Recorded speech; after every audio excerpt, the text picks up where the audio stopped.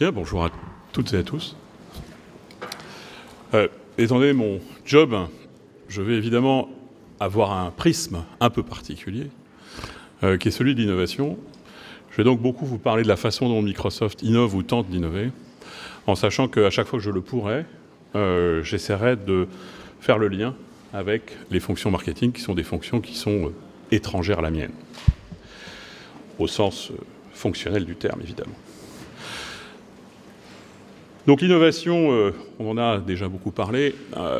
C'est clair qu'avec le numérique qui dévore le monde, on est dans une logique très darwinienne qui nécessite, pour survivre, de s'adapter et donc d'innover pour s'adapter.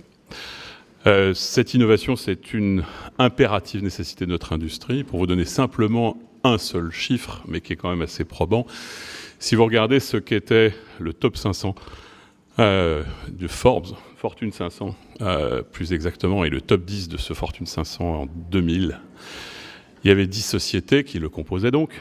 Et quand on regarde ce qu'il y a aujourd'hui qui reste de ce top 10, il en reste 3.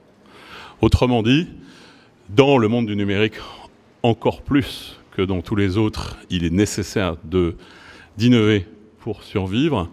Et avec ce numérique qui dévore le monde, je pense qu'il en sera probablement de même pour la plupart des industries, quelles qu'elles soient. On est bien sûr, comme beaucoup d'entre vous, je le suppose, confrontés à ce fameux dilemme de l'innovateur qui a été théorisé il y a une bonne dizaine d'années par Clayton Christensen. Et dans une entreprise telle que Microsoft en particulier, il y a une opposition assez naturelle entre, pour simplifier, une innovation incrémentale, qui a été évoquée tout à l'heure, où on innove dans la continuité, où la principale concurrence, c'est la version N+1 d'un logiciel ou d'un service, par rapport à la version N, ou la version N-1 si vous voulez, et l'innovation radicale ou de rupture, ou l'innovation révolutionnaire, ou l'innovation de transformation, enfin bref. Dans toutes les entreprises, on est confronté à des degrés divers à cette problématique. Et donc, il est quelquefois extrêmement difficile de savoir se remettre en cause, surtout si un certain nombre de structures et un certain nombre de façons de mesurer les managers aboutit à éviter, le cas échéant, la prise de risque et à maximiser l'apport qui est renvoyé ou rendu aux actionnaires. Donc, on est évidemment confronté, comme beaucoup à d'autres.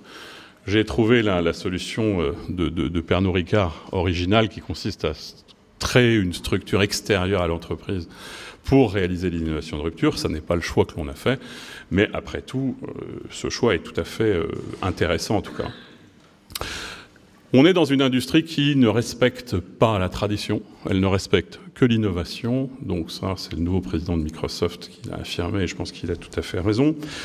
Ce qui veut dire qu'on a la nécessité d'organiser l'approche de l'innovation de manière assez structurée, assez complexe dans une entreprise comme la nôtre, qui, bon an, mal an, dépense à peu près 10 milliards de dollars en R&D.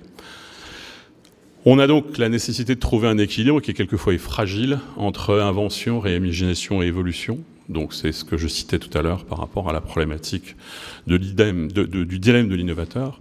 On se doit bien sûr d'embaucher les meilleurs. La guerre des talents est totale, absolument totale, et tous les moyens sont bons.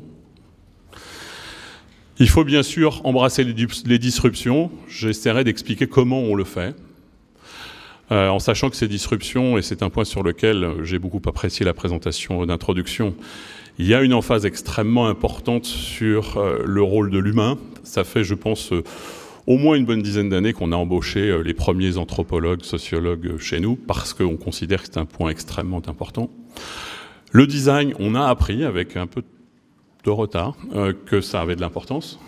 Donc c'est un sujet qu'on a intégré très complètement dans notre façon de raisonner.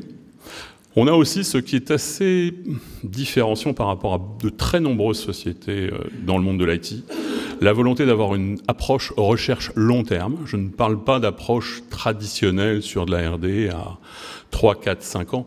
Je parle vraiment de recherche à très long terme, donc 10 ans plus, ordinateur quantique pour donner un nom si on veut. On pourrait en donner d'autres. Une très grande volonté d'ouverture et de partenariat, à travers notamment la constatation du fait que bien souvent, l'innovation se crée à travers la confrontation entre des domaines, et en particulier des domaines scientifiques, qui sont des domaines qui, jusqu'à présent, fonctionnaient un peu en silo. Et puis, bien sûr, c'est absolument vital dans le monde dans lequel on est, l'accent sur l'échelle. Donc, quel que soit le produit que l'on conçoit, il est conçu avec la volonté de pouvoir être utilisé partout sur la planète, ce qui veut dire, bien sûr, de très, très nombreuses contraintes, ne serait-ce que sur le plan de la culture.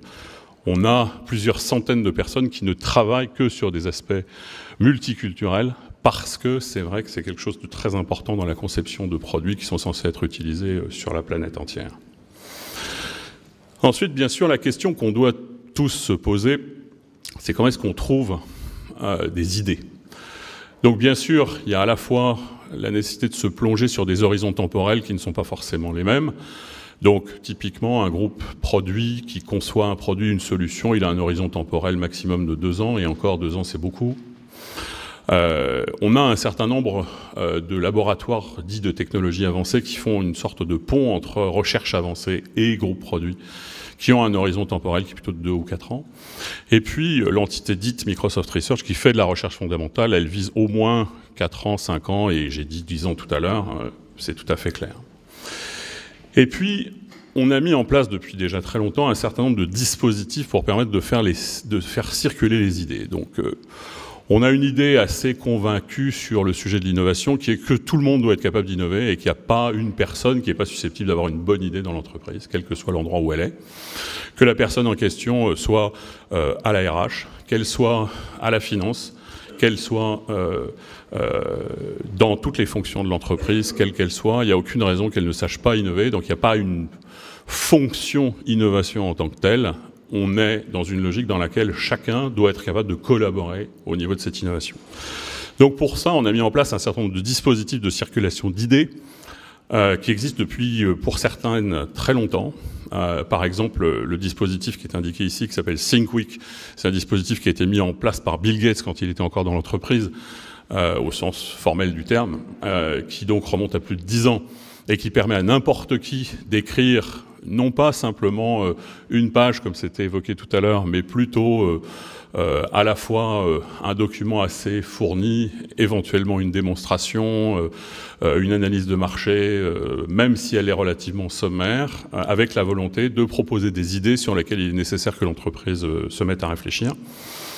On a mis en place un certain nombre de dispositifs pour favoriser l'innovation des collaborateurs, notamment une initiative qui s'appelle le garage. Donc, il est très commun d'innover dans les garages, en particulier dans la Silicon Valley. Il se trouve que Microsoft est plus au nord, dans un endroit où il pleut beaucoup.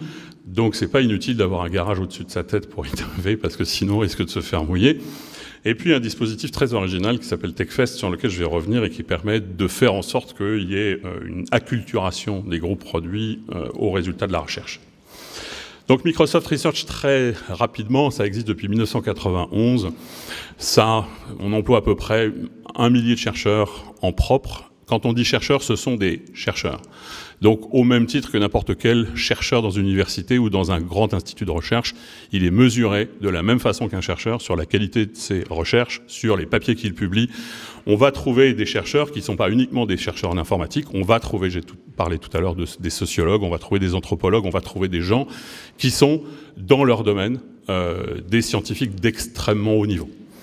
Et on va trouver à peu près la même quantité en doctorant, post-doctorant, donc ça fait à peu près 2000 chercheurs qui sont répartis sur à peu près tous les continents. La volonté a toujours été, depuis l'origine, de faire avancer l'état de l'art, de transférer une technologie et, évidemment, de savoir se propulser et s'imaginer dans le futur. D'où l'importance, encore une fois, d'avoir des éléments très importants orientés vers les usages, vers les citoyens, vers des sujets qui sont extrêmement importants quand il s'agit d'utiliser de la technologie. Par exemple, on a un groupe de recherche significatif qui travaille sur la problématique du respect de la vie privée, qui à l'époque du big data, machine learning et autres dispositifs de collecte généralisée des données est évidemment extrêmement importante. On a pris également la décision en France de créer un laboratoire conjoint entre Microsoft Research et l'INRIA, qui est installé sur le plateau de Saclay, donc juste derrière Polytechnique, qui travaille sur tous les sujets qui sont indiqués ici. Je ne vais pas insister trop là-dessus. Je voudrais simplement insister sur le fait que ce laboratoire de recherche cherche à confronter des sciences totalement différentes. Typiquement, on va travailler sur de la modélisation du cœur, on va travailler sur les anomalies génétiques et les conséquences que ça peut avoir sur le fonctionnement du cerveau. Autrement dit, on va chercher des idées de recherche sur des sciences qui sont à côté, si j'ose dire, du domaine qui est notre cœur de métier, parce qu'on pense que c'est à travers la capacité à poser des questions nouvelles qui n'ont jamais été posées qu'on arrivera à progresser. Et il y a un cas très particulier de transfert qui a été extrêmement efficace. Le sujet du transfert est un sujet sur lequel je reviendrai. Entre l'environnement de la recherche et les gros produits, c'est évidemment le cas de Kinect, qui lui est une innovation révolutionnaire, de rupture, qui remplace le contrôleur ou la manette par les interactions avec l'être humain. Et en l'occurrence, c'est un cas dans lequel un gros produit est arrivé en limite de ce qu'il savait faire. Il ne savait pas comment repérer en temps réel le déplacement d'un humain devant un capteur infrarouge. Et donc la décision a été prise de demander de l'aide à Microsoft Research, qui a mis en branle un certain nombre de technologies qui n'étaient pas aujourd'hui disponibles de manière globale sur le marché, pour effectivement créer cette innovation de rupture. Donc c'est un cas de transfert réussi. Et donc, dans la réalité, la plupart des produits qui sont livrés par Microsoft contiennent des technologies qui proviennent de la recherche.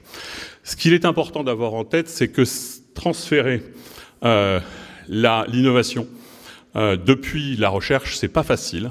On a évidemment une adaptation d'impédance, appelons-la comme ça, ou de culture extrêmement importante entre des chercheurs qui parlent le langage des chercheurs et qui ont l'habitude d'être évalués par leurs pairs, versus des gens qui développent des produits et qui n'ont absolument pas les mêmes problématiques, les mêmes objectifs, les mêmes concepts. Et donc en fait, la façon dont on essaye de transférer des idées et des innovations, c'est à travers une mise en place qui peut paraître extrêmement puérile, qui en l'occurrence consiste chaque année à organiser une gigantesque kermesse qui s'appelle TechFest, qui permet de faire en sorte que tous les chercheurs viennent présenter à tous les gros produits leurs innovations récentes. Et donc ce qui est très intéressant dans cette kermesse, c'est que les chercheurs ont l'obligation de développer des prototypes. Ce qui veut dire qu'ils ne peuvent pas simplement avoir un super papier qui a eu un super prix dans une conférence internationale renommée, ils doivent écrire un morceau de logiciel qui montre comment ça marche. Donc, dans une entreprise comme la nôtre, on a bien sûr un conflit naturel entre l'exploration et l'exécution, entre la capacité à récompenser des résultats et récompenser la prise de risque et l'initiative. On a le conflit naturel entre les espaces temporels. Au niveau des produits, on ne pourrait pas sortir une innovation toutes les minutes. Il n'y a pas un être humain sur la planète Terre qui accepterait d'utiliser ces innovations. Donc il faut accepter d'utiliser des rythmes choisis versus des rythmes rapides. Il faut être capable d'éviter des échecs et en même temps d'apprendre des échecs. Donc en fait, on se rend compte que ces deux cultures sont absolument nécessaires et que, quelque part, cette capacité à être organisée pour innover comme une start-up reste un élément extrêmement important, même pour une société de plus de 100 000 personnes comme Microsoft. Donc le Think Week, j'en ai parlé tout à l'heure, cette idée est aujourd'hui reprise et prolongée même depuis le départ de Bill Gates. Il y a toujours cette idée que n'importe qui dans l'entreprise a la possibilité d'écrire quelque chose, un papier, une présentation, un petit morceau de logiciel qui puisse être présenté au plus haut sommet de l'entreprise pour être ensuite mise en œuvre si décision de mettre en œuvre est prise. On a aussi instauré depuis maintenant plusieurs années cette initiative qui s'appelle De Garage, qui en fait a pour objectif de faire en sorte que les gens puissent prendre du temps pour innover. Sur leur temps d'entreprise, leur temps de travail, ils ont la possibilité de se dire « j'ai envie de travailler sur ce sujet ». Leur manager doit leur donner le temps, c'est une obligation, en sachant que dans un cas comme celui-là, on essaye de le faire au niveau mondial, on essaye de favoriser la réalisation versus le fait de parler de quelque chose qui serait très intéressant et qu'il faudrait qu'on fasse. On produit des données, pas des opinions. On n'a jamais le droit de critiquer les autres. On reste frugal, donc on n'est pas dans une logique où on cherche à faire un produit fini demain matin, et dans tous les cas, on cherche à se faire plaisir. Donc on y fait plein de choses, je crois qu'il faut que je me dépêche. On a réalisé, il n'y a pas très longtemps, il y a à peu près 3 mois maintenant, un très grand hackathon en interne. Donc ça vous donne un tout petit peu une idée du nombre de participants à l'intérieur de l'entreprise dans ce hackathon. Pourquoi est-ce qu'on fait ça? Tout simplement parce qu'on croit vraiment que les idées, elles viennent des gens. Il faut imaginer que dans l'entreprise Microsoft, il n'y a pas que des geeks, il n'y a pas que des gens qui sont uniquement des fous de la technologie. Il y a aussi des gens qui n'y comprennent rien, qui sont donc quelque part représentants des citoyens, si j'ose dire, comme les autres, mais qui peuvent avoir d'excellentes idées, et il n'y a pas de raison de ne pas leur faire confiance. Et c'est ce qu'on essaye de faire. Les grands éléments clés de succès, je pense que si on voulait insister sur un élément très important sur un sujet comme ça, c'est qu'il faut être capable de laisser les gens innover. Donc de faire en sorte que le manager ne soit pas un frein à l'innovation. Parce que, encore une fois, le manager n'est pas nécessairement mesuré sur l'innovation, et c'est pour ça qu'on a introduit ce garage dont je parlais tout à l'heure, pour en fait rendre obligatoire pour un manager le fait de laisser à ses collaborateurs le temps d'innover, faute de quoi ça ne marcherait pas. Donc bien sûr, c'est pas facile de passer de l'innovation à la réalisation, c'est pas facile de transitionner une start-up à un produit et un service. C'est pas facile de passer du rôle du fondateur, celui qui a eu l'idée du produit, à un business qui devient entretenu. Il y a évidemment une complexité organisationnelle, surtout si les sociétés sont grandes. Mais dans tous les cas, un point qui me paraît le plus important, c'est qu'il ne faut pas hésiter, je vais en terminer par là, il ne faut pas hésiter, quand c'est nécessaire, à se tirer une balle dans le pied. Autrement dit, on a parlé tout à l'heure du dilemme de l'innovateur. Il faut être capable de remettre en cause ces business models. C'est très difficile de remettre en cause ces business models. Pour Microsoft, c'est par exemple le cloud. C'est le fait que toutes les licences de Windows sont désormais gratuites pour les écrans de moins de 9 pouces. C'est des décisions extrêmement perturbantes pour la culture. Parce que fondamentalement, changer de modèle d'affaires dans une entreprise, c'est changer de culture. Donc ce n'est pas quelque chose qui se fait facilement, c'est un effort pour tous. Pour autant, c'est nécessaire et c'est ce qu'on fait. Merci beaucoup.